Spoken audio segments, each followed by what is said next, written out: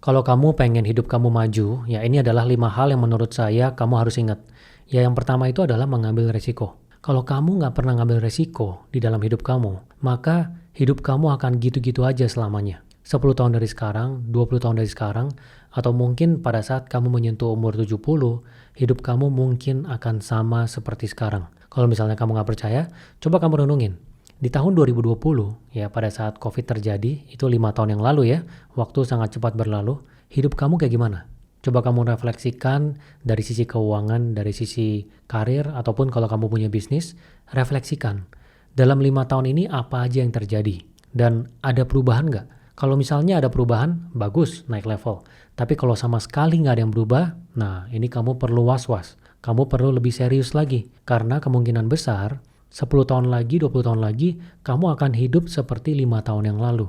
Dalam 5 tahun ini. Karena manusia adalah makhluk kebiasaan. Apa yang sudah dilakukan, akan dilakukan lagi berulang-ulang. Sampai manusia tersebut memutuskan untuk berubah. Ya, merubah kebiasaannya, mengubah hidupnya. Jadi kalau misalnya kamu di sini ada yang hidupnya masih sama dengan tahun 2020, maka kamu harus mulai mempertimbangkan untuk mengambil resiko.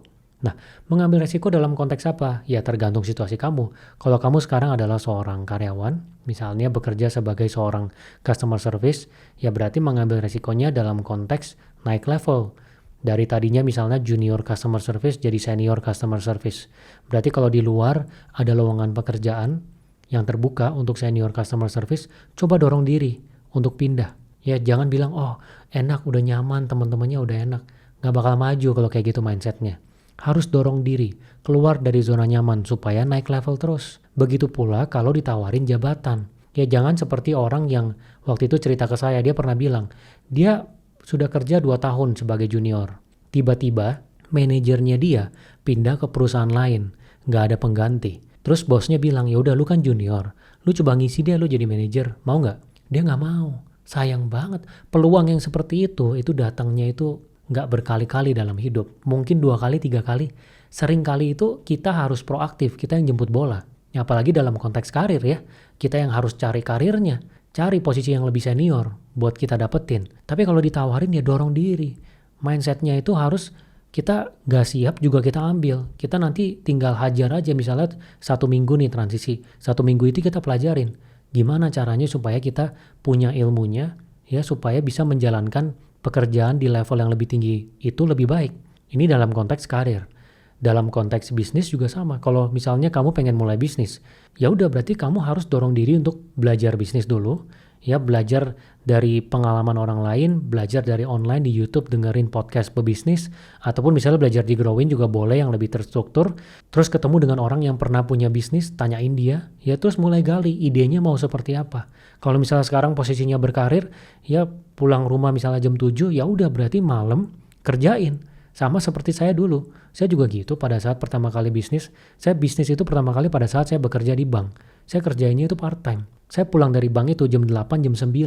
Setelah itu saya kerjain sampai malam. Saya buka escape room di Gading Serpong. Saya jabanin pergi sampai sana. Weekend waktu saya ya untuk bisnis. Jadi kalau emang mau, ya kerjain, ambil resikonya. Jangan takut. Ya jangan bilang, nanti deh mau bisnis nanti aja umur 30 baru bisnis. Gak bakal bisnis. Nanti pada saat umur 30 udah nikah punya anak ada tanggungan gak bakal berani. Apalagi pertama kali ya. Kalau udah pernah bisnis, pernah gagal, tahu rasanya. Kalau belum pernah tahu rasanya, nah itu gawat. Karena kita memulai bisnis itu nggak mungkin langsung berhasil, jarang sekali. Yang seperti Mark Zuckerberg bikin Facebook atau Jeff Bezos bikin Amazon itu jarang sekali. Rata-rata pasti ada gagalnya. Coba aja tanya ke sekeliling kamu, teman-teman kamu, orang tua kamu, saudara kamu yang punya bisnis, tanya, pertama kali dia mulai bisnis gimana? Pasti ada cerita gagalnya. Makanya mulainya dari muda, dorong diri, ya harus ambil resiko. Gitu karena kalau nunggu terus lama-lama nanti nggak dikerjain. Dan itu dalam konteks bisnis. Nah ada juga dalam konteks misalnya mencari pendapatan tambahan. Misalnya sekarang kamu bekerja sebagai karyawan, pengen dapat pendapatan tambahan. Misalnya mau jadi konten kreator yang fokusnya di videografi. Ya udah belajar, gimana ya cara bikin konten? Apa ya yang bisa gue sharing? Angle-nya apa ya? Apakah misalnya angle pemandangan? Apakah misalnya gue ngajarin tentang videografi? Dorong diri, pakai waktu untuk lakukan itu. Jangan nunda-nunda, ambil resiko. Jangan malas ya keluar dari zona nyaman. Ingat ya, Kalau kamu nggak ngambil risiko, hidup kamu akan gitu-gitu aja. Kamu harus ingat ini terus. Ini adalah pedoman yang saya selalu ingat di dalam kepala saya. Kalau misalnya nggak ngambil risiko, hidup saya nggak akan berubah. Kalau nggak ngambil risiko, bisnis saya juga nggak akan berubah. Ya bisnis kalau mau jadi gede itu juga harus ngambil risiko. Orang yang sampai di titik bisnisnya besar, selain hoki, itu ada risiko yang diambil. Gitu. Jadi kamu harus terbiasa dengan mengambil risiko, supaya hidup kamu bisa berubah. Kemudian selanjutnya yang penting itu juga adalah dari sisi eksekusi ilmu. Ilmu itu penting, ya seperti yang saya selalu tekankan ya, kalau misalnya kita balik ke 10 tahun yang lalu dengan isi kepala yang sekarang, dengan ilmu yang kita udah pelajarin 10 tahun terakhir, apapun itu ilmunya, dikit ataupun banyak, pasti kita mengambil keputusan dengan berbeda dibanding 10 tahun yang lalu. Saya yakin, coba kamu bayangin, tahun 2015, isi kepalanya yang sekarang nih yang kamu punya, ilmunya yang sekarang, pasti kamu ngambil keputusannya banyak, yang sangat-sangat berbeda gitu. Nah, terlepas dari pentingnya ilmu ini, yang lebih penting adalah eksekusinya. Jadi selain buas menambah ilmu, ya baca buku, dengerin podcast YouTube, ikut workshop, atau mungkin belajar di Growin, kamu harus ingat bahwa ilmu itu harus dieksekusi. Jadi kalau misalnya memang ada momen di mana kamu bisa eksekusi, eksekusilah. Misalnya bisnis, kamu jalanin bisnis. Belajar nih Google Ads. Udah tahu caranya untuk pakai Google Ads gimana? Oh ternyata kalau orang Google itu tuh bisa muncul tuh tulisan sponsor tuh. Kita pakai Google Ads nih supaya orang kalau nge-search tentang sesuatu itu bisa kelihatan kita, bisa klik kita. Ya praktekkan di bisnisnya kamu. Gitu. Jadi jangan cuma belajar doang, kalau nggak dieksekusi, ilmu itu nggak ada gunanya. Jadi ilmu itu berguna sampai di titik dia itu dieksekusi. Ingat ini ya. Dan untuk membantu mengingat, salah satu caranya adalah dicatat. Kalau saya selalu saya catat. Kayak misalnya baca buku nih. Buku itu setiap kali saya baca di paling belakangnya saya tulis intisarinya yang mau saya ingat. Argumentasinya apa, intisarinya A, B, C, ini yang mau saya ingat. Jadi nanti kalau suatu saat saya ingin mempraktekkan ilmunya, saya lihat bukunya, saya lihat intisarinya, kalau kurang jelas saya akan baca lagi bukunya baru saya praktekin. Gitu. Ini satu kebiasaan yang kamu harus bangun supaya kamu bisa mengeksekusi ilmu yang didapat. Kalau enggak ya sama aja, diri kamu yang lama, ilmunya itu cuma di otak doang, numpang ngisi otak doang. Ya nggak ada gunanya. Di dalam otak ilmunya banyak, tapi sama sekali nggak dipraktekin, nggak dieksekusi. Dan satu hal yang menurut saya juga penting ada dalam proses kita mau maju dalam hidup mengambil resiko itu adalah coba terus. Nah ini mindset yang sangat-sangat penting. Jadi kalau melakukan sesuatu jangan cuma coba sekali. Ingat ya, jangan cuma coba sekali. Kalau misalnya berkarir berarti misalnya apply kerja untuk posisi yang lebih senior. Jangan coba sekali. Kalau misalnya ditolak, jangan bilang, gue kayaknya nggak pantas untuk posisi itu. Jangan dulu deh, tunggu 3 tahun. Jangan. Ya, coba bisnis baru sekali gagal. Gue kayaknya nggak jago bisnis. Jangan kayak gitu. Justru kamu harus mindsetnya adalah coba terus sampai berhasil.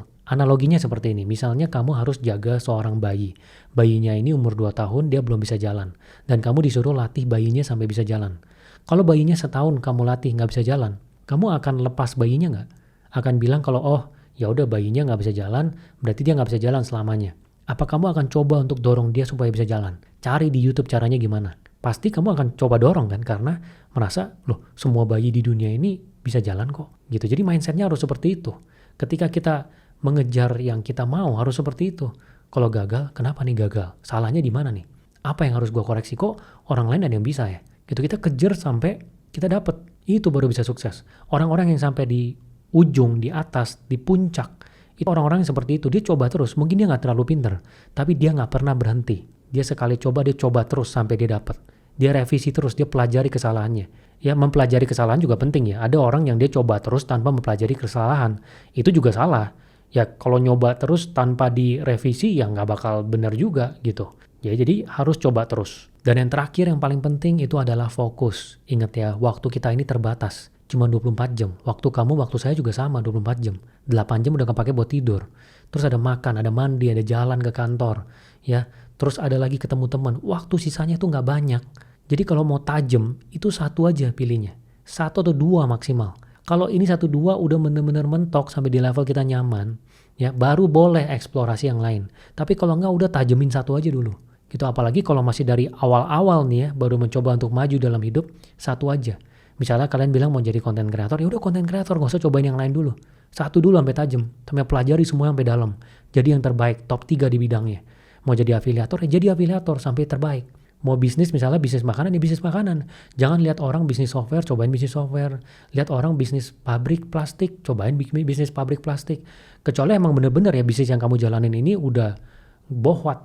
Kecuali emang bener-bener ya bisnis yang kamu jalanin ini udah mentok gitu. Udah dicoba segala cara, ini kayaknya emang gak bisa nih. Marketnya kekecilan nih. Saingannya nih terlalu berdarah-darah nih, laut merah. Karena kita coba nih pivot deh bisnis lain. Gak apa-apa, tapi ingat, sekali coba fokus satu dulu sampai tajam. Jangan coba terlalu banyak karena waktu nggak banyak. Ya waktu, energi, dan uang terutama yang kita mau arahkan ke satu hal yang kita mau tajamkan itu terbatas. Jadi harus biasa untuk fokus. Dan jangan selalu dengerin omongan orang. Harus bisa untuk keras ya, apalagi orang-orang yang nggak ada spine ya, ini sesuatu yang saya selalu tekankan ya. Orang-orang yang nggak ada tulang, yang selalu nggak punya opini pribadi, itu cenderung untuk ikut omongan orang lain. Saya dulu juga gitu. Jadi kalau misalnya ada orang bilang A, saya ikutin, orang bilang B, saya ikutin. Jadi nggak ada pendapat sendiri. Tapi sekarang saya udah melatih diri saya untuk tidak seperti itu. Jadi kalau kamu sekarang adalah orang yang seperti itu, ya kamu harus berubah. Gitu ya, jangan sampai ngikut omongan orang. Harus punya pendirian. Walaupun memang omongan orang itu, ya kita terima untuk sebagai inputnya kita. Tapi jangan 100% semuanya dipakai. Gitu ya. Pelajari dulu, bener nggak nih? Yang dia ngomongin bener nggak? Belum tentu bener. Ya apalagi kalau sumbernya salah. Nah banyak orang yang tendensinya itu adalah mendengarkan orang sekeliling. Dianggap karena orangnya deket, dia pasti benar. Orang tua, teman deket, saudara. Mereka belum tentu orang yang punya kualifikasi untuk kasih kamu jawaban untuk mencapai goalnya kamu. Kalau kamu pengen punya bisnis dan orang tua kamu nggak pernah jalanin bisnis, belum tentu dia tepat. Mungkin ada sarannya dia 10% tepat, tapi kebanyakan pasti kurang tepat. Yang paling tepat adalah nanya dari orang yang udah punya bisnis. Apalagi kalau bisnisnya gede. Apalagi kalau sudah pernah jatuh bangun beberapa kali bisnis. Pasti dia punya insight yang jauh lebih tajam. Kalau misalnya kalian ingin pindah karir sebagai IT, ya tanya orang yang pernah pindah karir.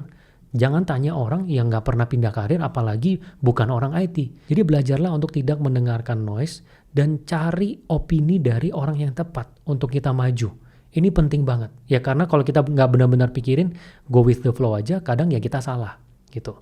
Jadi itu kurang lebih ya saran dari saya. Kalian catat dan eksekusi. Saya yakin hidup kalian akan berubah kalau kalian mengingat apa yang saya sampaikan di video ini. Semoga berguna ya.